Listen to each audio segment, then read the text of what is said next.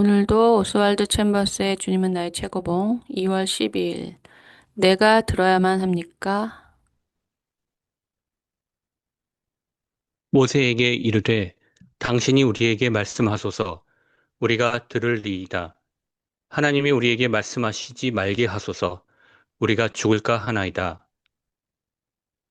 우리는 의식적으로 하나님을 불순종하지는 않습니다. 단지 그분께 신경을 쓰지 않을 뿐입니다. 하나님께서는 우리에게 명령을 주셨습니다. 그리고 그 명령은 언제나 그 자리에 있습니다. 그러나 우리는 그 명령에 신경을 쓰지 않습니다. 의도적으로 불순종하려는 마음 때문이 아니라 하나님을 사랑하지 않고 존경도 하지 않기 때문입니다. 너희가 나를 사랑하면 내 계명을 지키리라. 하나님을 업신여겨 왔다는 사실을 진정으로 깨달을 때야 비로소 주님께 전혀 신경 쓰지 않았던 자신에 대하여 부끄러움과 비참을 느끼게 됩니다. 네, 이게 이제 굉장히 일반적인 우리의 이제 모습이죠. 인생에서 큰 절망과 깨달음이 없을 때 우리는 굉장히 감각적이고 즉각적으로 살죠. 네, 그래서 우리가 그 삶을 그치게 만들어 주시는 절망에 대해서 감사하게 되는 거예요. 그러니까 우리에게 어떤 그 장애물이나 내 뜻대로 되지 않는 뭔가가 없었다면, 과연 우리가 이만큼까지 하나님 앞에 나올 수 있을까 생각해 보면 안 되죠. 예. 나는 그럴 사람이야라고 생각한다면 착각하고 있는 거예요. 그래서 스스로 하나님께 나올 수 없다고 말씀하시는 거고, 그렇다고 해서 하나님이 찾지 않으시면 우리가 올 수 없다라는 게 그 면죄부가 되는 건 아니에요. 그래서 하나님이 와서 등짝을 딱 때려가지고, 야, 이렇게 해야지만 내가 하나님을 알 수 있다. 그건 아니에요. 그래서 은총의 수단들이나 영원의 도움들이라는 거는 이렇게 우리 인생에서 도처에 클로로 이렇게 있는 거죠. 뭐 아주 드물게 뭐 삶의 목적, 의미, 가치에 대해서 생각하는 거라든지 어떤 도덕적인 기준에 대해서 자기가 고민하는 거라든지. 예. 그러니까 도덕이 없어버리면, 도덕을 무시해버리면 은총의 수단들이 완전히 제거되는 거예요. 근데 도덕이 없으면 그다음부터 내가 법이 되는 거잖아요. 그러니까 우리 그 미국에서 달러를 그냥 맘대로 찍어낼 수 있듯이 법을 자기가 만들어서 이제 맘대로 사는 거죠. 그렇지만 이제 이 내용은 아주 하나님을 모르는 사람들에 대한 내용이 아닌 거죠. 왜냐면 여기 나오는 것처럼 의식적으로 불순종하진 않지만 하나님의 뜻을 알려고 하지 않는 거죠. 저는 이런 사람들을 많이 만났기 때문에 그러면 말하지 그랬어. 몰라서 그랬어. 라고 말해요. 그러면 알면 과연 했을까? 라는 걸 모르는 거죠. 알면 했겠지라고 본인은 착각을 하겠죠. 왜냐하면 그 사람한테 없는 거는 사랑인 거죠. 사랑이 없기 때문에 관심도 없는 거고, 관심이 없으니까 그 상대방을 모르는 거고, 그 상대방을 모르니까 뭐든지 자기 마음대로 하는 겁니다. 그러면 우리 자연인에게 하나님에 대한 사랑은 그냥 주어질 수가 없고요. 이거 하나님을 사랑한다는 건 그냥 감정적인 게 아니에요, 절대. 그래서 하나님이 딱 이렇게 정해 놓으셨잖아요. 너희가 나를 사랑하면 너희 마음이 기쁘리라, 행복하리라, 고통이 없으리라가 아니고 너희가 나를 사랑하는 거는 내 계명을 지키는 것이라고 딱 정해 놓으셨어요. 이건 전혀 감정의 문제가 아니에요. 그럼 두 가지죠. 일단 그 자신의 죄에 대한 자각이 온다는 거는 굉장히 영적으로는 이제 해가 뜨기 시작했다라고 볼 수가 있어요. 그만큼 어려워요. 제가 만나보니까 일단 법이 없는데 어떻게 자각이 됩니까? 옳고 그른 법이 없는데 잘못됐다라는 게 무슨 의미가 있어요. 그래서 하나님이 먼저 계명을 보내신 거죠. 그리고 제가 만난 신앙이 없는 분들, 세상의 가치관으로 살았던 분들도 법이 없으니까 처음 들어보는 거예요. 그냥 예수 믿는 사람 만나가지고 죄인 돼버린 거예요. 세상에서는 굉장히 훌륭한 사람이었는데 저를 만나서 그 내면성과 하나님의 법을 듣다 보니까 본인이 굉장히 죄인으로 규정이 지어지는 거죠. 그러니까 그거는 복음을 굉장히 잘 전한 거예요. 그래서 당신이 그렇게 살다가는 죽을 것이고 예수님이 반드시 필요하다는 것을 깨닫게 만드는 것이 우리의 이제 계명인데 기독교인들이 계명을 버리면 위선적이 되는데 그 하나님의 말씀이 모호해지는 거죠. 따를 필요도 없는 그냥 듣기 좋은 소리가 되기 때문에 복음이 실제로 전달이 잘 안 됩니다.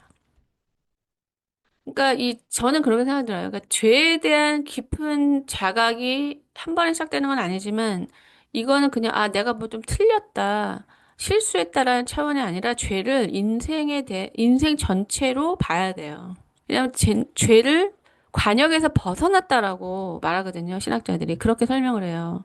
화살이 이렇게 관역에 맞춰줘야 되는데 화살이 가긴 가는데 이 관역이 아닌 딴데 저 풀숲으로 쏴진 거예요. 그게 죄라는 거예요. 그러면 이거는 하나님의 뜻에서 벗어난 모든 게 죄라는 거지 어떤 특정한 행동이나 실수나 내가 생각하는 뭐 미스테이크에 대한 거가 아니거든요. 그러니까 깊이 죄를 인식하게 하려면 우리가 하나님이란 존재를 믿고 그분의 기준 안으로 들어오려고 하는 게 관역을 맞추면서 화살을 쏘려고 하는 거죠. 근데 당신들이 하나님의 계명을 주의하지 않고 화살을 아무리 많이 쏘고 아무리 멀리 쏴도 관역이 안 맞으면 아니라는 거야. 이런 식으로 전달을 못 하고 있어요. 왜냐면 전달하는 사람도 안 믿으니까. 전달하는 사람도 안 믿어요. 요즘에는 목사님들도 천국과 지옥과 마귀를 안 믿는 사람이 많아요. 신학교가 좌경화됐기 때문에. 그러니까 안 믿는 사람이 말할 수밖에 없어서 지옥을 말한들 그거는 힘이 없거든요. 그러니까 지옥을 어떤 식으로 이해하셔야 되냐면 죄책감의 관점으로 봐야 돼요. 첫 번째로는. 뭐가 지옥이야? 뭐 불로 지지는 게 지옥이야? 그렇게 생각하면은 뭐 깡패적으로밖에 생각이 안 들죠. 협박하고 뭐 막 이렇게 위협을 가하고 몸에 이런 걸 지옥이라고 하면 좀 정신적인 사람들은 받아들이기 힘들어요. 그러니까 지옥은 죄책감이 해결되지 않는 걸로 봐야 돼요, 일단은. 그런데 죄책감이 전혀 없는데 죄를 짓고도 죄책감이 전혀 없는 사람한테 지옥이 무슨 의미가 있겠어요? 그거는 그 사람은 죄책감을 못 느끼는 사람이 아니고 그러니까 진실이 이렇게 100이라는 진실이 있는데 죄책감을 못 느끼는 사람은 자기가 원하는 진실 5%만 보고 있는 거예요. 그 5% 내에는 자기 합리화, 자기 중심성, 이기심만 있기 때문에 죄책감을 느낄 수가 없어요. 자기 문법에는 다 맞아요. 이기적인 선택, 내가 원하는 선택, 내가 좋은 선택. 여기선 전혀 죄책감을 느낄 수가 없는데 이 마지막 날에는 95%의 지식이 다 열리는 거예요. 그래서 우리의 그 올해 말씀에서 하나님이 어디서나 계시고 나를 알고 계시고 하는 그것이 지금도 이 땅에서 하나님을 사랑하고 따른다는 사람한테는 굉장히 힘이 되고 기억하고 싶은 말씀이지만 하나님을 안 믿고 멀리하고 싶은 사람은 그런 게 좋지도 않죠. 근데 그게 좋지 않아서 내가 외면할 수 있는 수준이 아니라 그냥 그게 하늘의 해로서 내가 발가벗은 모습으로 어디도 숨을 곳이 없게 되는 게 심판 날이에요. 그러니까 심판은 모든 지식이 다 열리는. 지금 하나님이 없다라고 하는 사람한테는 무섭게도 없어요, 실제로. 하나님이 없어요. 그냥 본인이 없다고 했잖아요. 본인의 세상에만 없는 거예요. 그러니까 눈을 가리고 있는 거죠.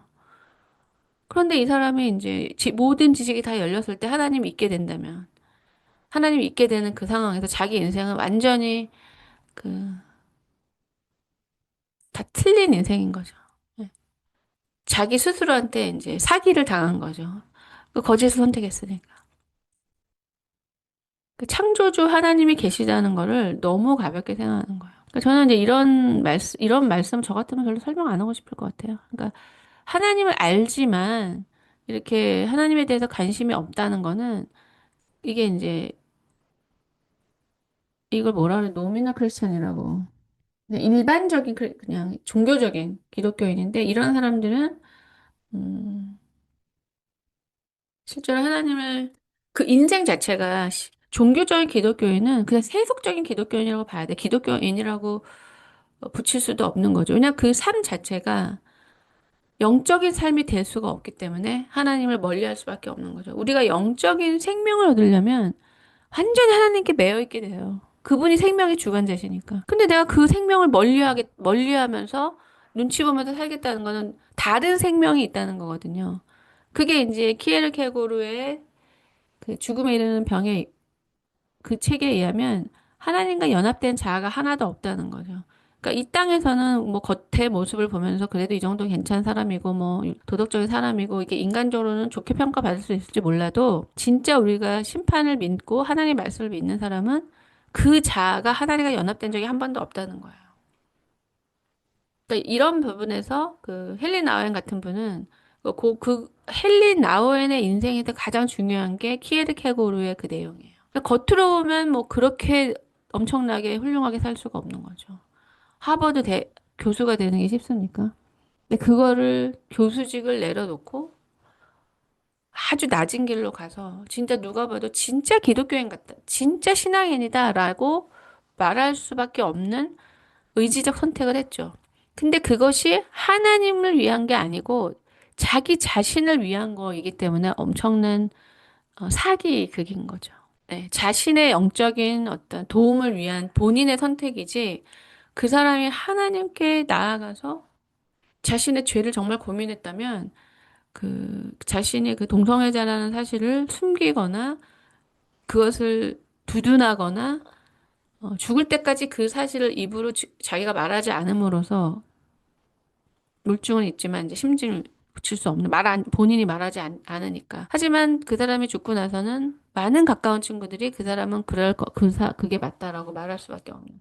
그러니까 죄의 문제는 해결되지 않은 상태에서 이 죄의 문제가 해결되지 않기 때문에 오는 절망과 그 좌절의 상황들을 하나님께로 나아가서 그 약함의 절망일 때 하나님께로 나아가서 영적인 회복을 얻는 게 아니라 끝까지 이것을 자기 힘으로 해결하려고 하는 것이 세상적으로 볼 때 오히려 칭찬을 받는 그러니까 스스로 구원하고자 하는 사람이었다고 생각해요, 저는. 그렇지 않다면 죄를 회개하지도 않고 어떻게 죽을 수가 있냐고요. 하나님을 정말 믿는다면. 물론 그분은 뭐 천주교인이니까 우리랑 관점은 다르지만요. 네, 그러니까 이런 것을 하나님을 사랑하면 네가 나를 정말 사랑하면 내 말을 들어라 이런 나긋나긋한 말이 아니고 이거는 완전 영역 변경이고 죄로 인한 그 저주의 영역에서 저주의 영역이니까 감각적 쾌락을 쫓을 수밖에 없는 거예요. 그 삶을 지속할 거냐 아니면 인생을 똑바로 보고 죄를 버리고 계명 안으로 들어가서 내 인생을 생명과 성전으로 만드는 삶을 살 거냐. 저는 딱 이렇게 말해야 된다고 생각해요. 너는 하나님을 많이 사랑하니까 많이 지켜. 나는 너만큼은 사랑하지 못하지만 그래도 그렇다고 해서 내가 하나님을 사랑하지 않는 건 아니야. 이런 말은 있을 수가 없어요. 이런 말을 있을 수 있다고 말하는 사람들이 가짜 목사들이에요. 제가 볼 때는. 그런 영역이 없어요. 그거를 완전히 파헤친 게 그 죽음에 이르는 병이잖아요. 인간이 숨을 수가 없게 그분이 썼어요. 왜냐하면 그분이 그만큼 깊은 빛 가운데로 들어갔기 때문에 그게 보이는 거예요. 천재라서 쓴 게 아니에요. 그만큼 그 사람의 영성이 깊다는 거예요. 당신이 우리에게 말씀하소서. 그러나 하나님이 직접 우리에게 말씀하시지 말게 하소서. 우리는 주의 종의 음성만 듣고 싶어 합니다. 그러나 하나님을 사랑하지 않습니다. 우리는 사람들의 간증을 듣는 것은 좋아하지만 하나님께서 우리에게 친히 말씀하시는 것은 싫어합니다. 하나님께서 우리에게 직접 말씀하시는 것을 왜 그토록 두려워할까요? 그 이유는 하나님께서 말씀하시면 우리는 그 말씀에 순종하든지 불순종하든지 둘 중에 양자택일을 해야 하기 때문입니다. 네, 이거는 이제 일반적으로 우리의 삶 속에서 볼 수가 있어요. 제가 이것을 저희 공동체에도 말씀드린 적이 있어요. 설교 같은 거를 많이 듣는 게 의미가 없다고. 그냥, 난 기독교인이고, 뭐 어떤 목사님 설교 잘하고, 뭐 세상적인 일을 보다는 뭐 지식도 쌓을 수도 있고, 은혜도 받으려고. 그런데 시간을 많이 쓸 필요가 없어요. 그리고 이제 제가 이제 저의 입장에서 말씀드리면 사람을 의지하는 것도 본인들이 이렇게 경계심을 가지셔야 돼요. 왜냐면 제가 만약에 없어지면은 어떻게 될 건지. 난 저 사람만 옆에만 있으면 저 사람은 굉장히 확실해 보여. 근데 옆에만 있으면 그냥 만사형통이고 물어봐가지고 하란 대로 하면 돼. 어릴 때는 그렇게 할 필요가 없죠. 있죠. 분별을 잘 못하니까. 근데 그 영적인 가정의 도움을 통해서 하나님과 관계하는 법을 배워야 돼요. 이거는 정말 뿌린 대로 거두는 거예요. 그래서 제가 12년, 13년 만난 분들도 저랑 관계가 딱 끊어졌을 때 완전히 원점, 그 이하로 내려가는 걸 제가 봤다 그랬잖아요. 그냥 그 사람을 12년 동안 유지해 준 게 그냥 저의 그 인공호흡이었던 거예요. 그렇게 말도 했어요. 안 믿죠. 왜 영적인 걸 모르기 때문에 설마 내가 이렇게 이해하고 당신의 말로 은혜도 받고 따라가려는 마음도 뭐 없는 건 아닌데 그렇게 완전히 미끄러져서 바닥에 고꾸라지겠어? 고꾸라져요. 왜냐면 인공호흡기는 자기가 숨 쉬는 게 아니기 때문에. 그러니까 여기서는 아주 정도, 바른 마음, 해야 할 것을 해내는 것으로 해야지 쉽게. 그러니까 제가 예전에도 이것을 제가 20년, 30년 동안 더듬어서 삶으로 만들어낸 지식이에요. 이걸 어떻게 그냥 먹어서 자기게 됩니까? 이런 진리를 들으면 휴지 줍는 것부터 자기가 삶을 살지 않고는 그 지식이 절대 삶이 안 돼요. 근데 거기서, 듣고선 어떻게 하면 내가 이렇게 할 수 있지? 얼마나 교만한 사람이에요. 본인이 그걸 할 수 없다는 것도 모르는 거죠.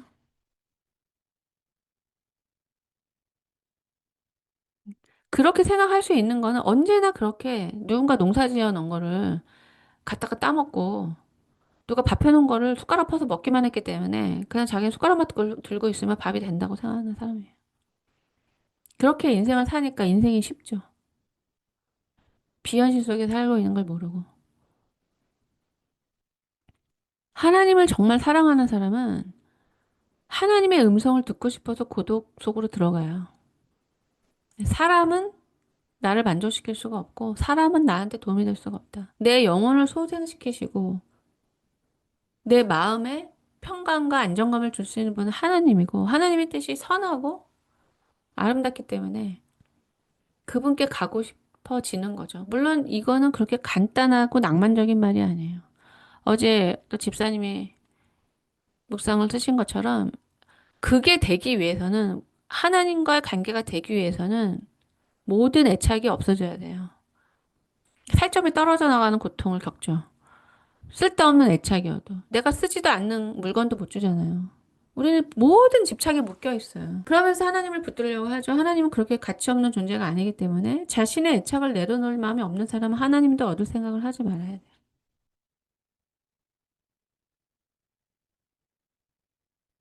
그러니까 하나님을 사랑하고 이분의 실존을 믿고 이분이 하시는 일에 동참하기 위해서 모든 애착을 외착과 단절, 그것에 대한 죽음을 경험함으로써 이 땅에서 이미 많은 수많은 죽음을 경험하는 거예요. 그것도 내가 쓰다 남아서 못 주는 것에 대한 애착이 아니고 내가 가장 포기할 수 없는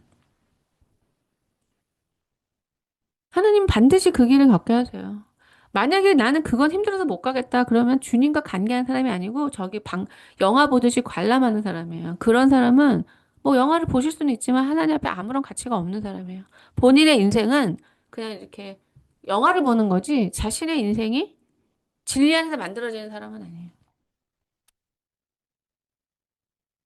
네, 이거는 회개하고 이 진리의 길을 믿는 사람은 이런 삶을 살 수가 없어요. 그러면 여기에 있는 사람들이 있죠. 이 중에 있는 어리석은 사람들이 있죠. 네. 하나님이 토해내고 싶은 사람. 이쪽도 아니고 너무 심해서 쫓아내려고 그러면 또 살짝 여기로 오고 또 여기로 와서 좀 안정감 느끼면 또 세상을 바라보고 그래서 계속 플러스 1, 마이너스 1, 플러스 1, 마이너스 1 나름 스트레스 받고 긴장도 갖고 갈등을 겪어요. 하지만 그 사람의 결국은 지로예요. 예, 절대 하나님에 대해서는 그러니까 세상 사람들은 고민도 하지 않죠. 근데 하나님은 정말 말씀한 그대로예요. 믿으면 걸어가는 것이고 대가 치르기 싫으면 플러스를 마이너스를 계속 하는 거예요. 플러스를 살짝 그렇게 이기적인데 어떻게 하나 대가 치렀어요. 근데 다시 그 토해내는 걸 받기 위해서 마이너스로 가는 거죠. 그러니까 그 사람은 하나님과 연합되기 위한 그 진리의 위대함이나 그 하나님의 것을 사랑하고자 하는 그것을 선택하지 않는 거죠. 계속적으로 이기적이고 그것을 그것에 대한 어, 그 죄, 그 죄에 대한 것을 아직 사랑하는 거라고 저는 생각이 들어요. 네, 이런 것들이 있기 때문에 제가 대중을 위해서 말하고 싶지가 않게 됐어요. 왜냐하면 저는 너무 이 길이 귀하고 나는 가고 싶기 때문에 그런데 낭비하고 싶지가 않았어요.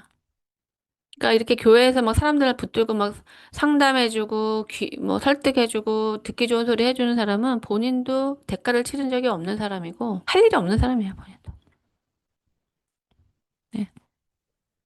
그러나 주의 종을 통하여 들으면 우리는 하나님의 명령으로 듣기보다 그것은 비록 하나님의 진리처럼 들리기는 해도 아마도 당신의 생각이지요. 라고 말할 수 있기 때문입니다. 근데 이 안에 우리의 태도가 다 들어있지 않습니까? 그러니까 딱 내면의 동기가 하나님을 뜻하는지 하나님의 뜻을 원하지 않는지의 이 카테고리 두 개 중에 딱 있는 거예요. 네, 그러니까 하나님은 한 번 들어보고 하겠다라는 사람한테 말씀하지 않으세요. 그 사람에게 어떤 하나님의 말씀이 전해진다면 아마 경고겠죠. 경고. 왜냐면 하나님의 뜻이 주어진다는 것도 엄청난 축복이에요. 초대고. 왜냐면 하나님의 뜻을 분별해 보려고 하세요. 얼마나 어려운지. 자기 뜻은 뭐 아무렇게나 할지 모르지만 하나님 뜻을 분별하는 건 굉장히 어려운 일이에요. 그분이 계시하시고 부르시고 이끄시지 않으면 안 돼요, 그게. 그러니까 이스라엘 백성이 그 광야를 40일이면 지날 광야를 40년을 뱅뱅 돈 거잖아요. 하나님은 여전히 당신을 자녀로 대하시는데 당신은 내내 주님을 무시함으로 하나님을 모독해 온 것은 아닌지요. 주님의 음성을 듣게 될 때 주님을 모독하였던 나의 자세에 대하여 큰 부끄러움을 느끼게 될 것입니다. 주님, 왜 저는 그렇게 무디고 그렇게 고집이 세었던 것일까요? 주님의 음성을 직접 듣게 될 때 우리는 언제나 자신을 향하여 비참과 비통을 느낍니다. 주님을 듣는 진정한 기쁨은 너무나 오랫동안 그분을 듣지 않았던 부끄러움과 섞이게 됩니다. 그래서 자녀 교육이 중요한 거죠. 가정이 중요해요. 그 제가 보니까 이제 이 권위가 없이, 권위자라는 존재가 없이 살아온 사람들은 이런 단계를 거치게 될 수밖에 없는 것 같아요. 배우려고 하지 않고, 배우지 못하니까 스스로 알아서 더듬어서 배운 지식을, 보편적이지 않은 지식을 이제 고집스럽게 붙들 수밖에 없죠. 그것도 하나의 자기 사상 체계니까. 사람이 어떤 체계가 무너진다는 건 쉽지 않거든요. 본인이 믿고 왔던 생각 체계를 어떻게 쉽게 바꾸냐고요. 그러니까 그걸 계속 붙들 수밖에 없으니까 고집이 세지는 거죠. 이건 일반적인 얘기예요. 하지만 진리만큼 믿을 수 있는 게 어딨냐고요. 집안에서 어떻게 배웠던 안 배웠던 사실 그런 건 그렇게 중요한 게 아니에요. 그냥 보편성이 있느냐 없느냐의 차이죠. 어떤 사람이든 진리라는 완벽한 기준을 붙들려고 하지 않았다는 거는 무관심과 불신이죠. 그러니까 모든 죄는 다 결과가 있다는 거. 이렇게 뭐 돌이켜서 회개를 할 수 있는 기회가 있다면 좋지만 글쎄요, 뭐 계속 반복하니까 그거는 뭐 저는 좀 너무 순진해가지고 그런 걸 좀 막아보려고 했던 것 같은데요. 그게 안 된다는 걸 느껴요. 불가능한 건 아닌데 본인이 그걸 깨닫고 굉장히 애를 쓰지 않으면 굉장히 어려워요. 그러니까 그걸 바꿔보려고 인간의 파괴를 바꿔보려고 하는 것은 절대적으로 진리를 붙들려고 하는 어떤 사람이 없이는 안 되는 거예요. 내가 노력해서도 안 돼. 오직 진리가 나를 붙들도록 내가 진리의 계명 안에 들어가려고 해야 그 성품의 저주에서 벗어난다고 했잖아요. 이게 왜 저주냐면 아주 성실하고 정직한 가정에 게으르고 무책임한 사람이 한 명 들어오잖아요. 그럼 어떻게 될까요? 성경은 이 게으르고 무책임한 사람을 잘라내라는 거예요. 왜냐면 바로 이 사람을 놔둘 경우에 성실하고 책임감 있게 살았던 사람의 도덕 수준이 내려가요. 그 이상한데 정말 그래요. 그래서 성실함 속에 불성실이 들어오기 시작해요. 그 우리가 뭐 WCC 그 예전에 부산총회 뭐 10년 넘었죠? 뭐 그런 대회하는 게 뭐가 그렇게 뭐 그게 뭐가 그 대수냐. 그냥 뭐 어쩔 수 없는 상황이었고 그냥 대회 한 번 한 거다라고 생각할지 모르지만 이게 그런 게 아닌 거죠. 이 대한민국이라는 이 땅에 이 영공에 이 영적인 영역에 그 잡신들이 다 들어온 거예요. 그럼 그 잡신들이 와가지고 영혼들을 사냥하겠죠? 그래서 지금 한국이 엄청난 미혹에 빠져 있는 거. 지금 한국을 보면 여러분이 느끼시겠지만 선과 악이 완전 반대잖아요. 반대인 것도 있지만 선과 악이 모든 사람이 다른 거예요. 그래서 대화를 하기가 어려워요. 또 여기서는 선하게 생각하는 것을 다른 사람들은 어쩌면 저렇게 악하게 느낄 수 있는지 그 멘탈이. 그러니까 이거는 보편성이 무너진 거를 넘어서 미혹의 영에 빠졌다고밖에 볼 수가 없어요. 그래서 그 소수의 사람들은 그런 것들을 막으려고 하는 거예요. 그게 우리가 사람들 뭐 좀 모였다가 뭐 불교, 천주교 뭐 종교인들 좀 모였다가 좀 마음으로는 이렇게 동의하진 않지만 어쩔 수가 없어서 뭐 하게 됐다. 근데 그 사람은 이제 그들은 뭐 100명 정도 왔다가 갔다. 그렇게 끝나는 문제가 아니에요. 예전에 그 이화여대 기독교학과 기독교인이 아니죠. 완전 잡신 교수가 초원제인가? WCC 호주인가 뉴질랜드인가 거기서 그 사람은 뭐 성령께 기도한다고 하는 건데 한국식으로 보면 거의 굿하는 것 같은 그런 걸 했거든요. 그러면 영들이 오는 거예요. 영들이. 그것이 이제 회개로서 진정한 회개로서 예수님이 높아지시고 예수님이 높아지시는 그 땅에서 그 마귀들을 쫓아내는 상황이 안 되면은 그 영들이 인간 속으로 들어가가지고 이 나라를 이렇게 혼미하게 만들게 되는 거죠. 네, 이렇게 비참과 비통을 느껴도 수없이 반복합니다. 그냥 이 길을 결단한다는 것이 그렇게 어렵다고 봐요. 그러니까 저는 왜 어려운지 모르겠어요. 저는 다른 길이 확실히 아니어서 어떻게 하든지 이 길을 가려고 했는데 잘 모르겠어요. 왜 그런지. 그냥 저는 인생에 대해서 굉장히 가볍다. 인생을 귀하게 여기지 않는다. 그러면 자신의 인생을 귀하게 여기지 않는 거는 자존감이 낮은 거예요. 자신이 무가치한데 자신의 인생이 뭐가 가치가 있어요. 그냥 아무렇게나 살아도 되지. 나는 아무렇게나 살지 않는다. 그 이기적이고 자기 중심적인 것은 절대 보편성을 알 수가 없어요. 혼자서 착각하고 사는 삶이에요. 그 안에서 열심히 살면 자기 우상화만 심해질 뿐이에요. 그래도 그 사람은 자기는 굉장히 심오하고 고민하면서 열심히 사는 사람이 생각해요. 그러니까 진리라는 나침판을 보지 않는 것은 겸손하지 않은 것이고, 진실을 찾지 않는 것이고, 이거 없이 혼자서 고민 많이 해봤자 그건 다 사기예요. 아니, 어떻게 그렇게 자기를 속일 마귀가 있어서 가능해, 마귀가. 지금은 마귀가 있다고 믿는 사람이 없죠. 마귀를 못 믿는다는 거는 영적인 생명이 없다는 걸 의미해요. 영적인 생명을 느낄 때만 마귀가 존재하는 것을 인식할 수 있어요. 네, 이상으로 2월 12일 주님은 나의 최고봉 묵상집을 마치겠습니다.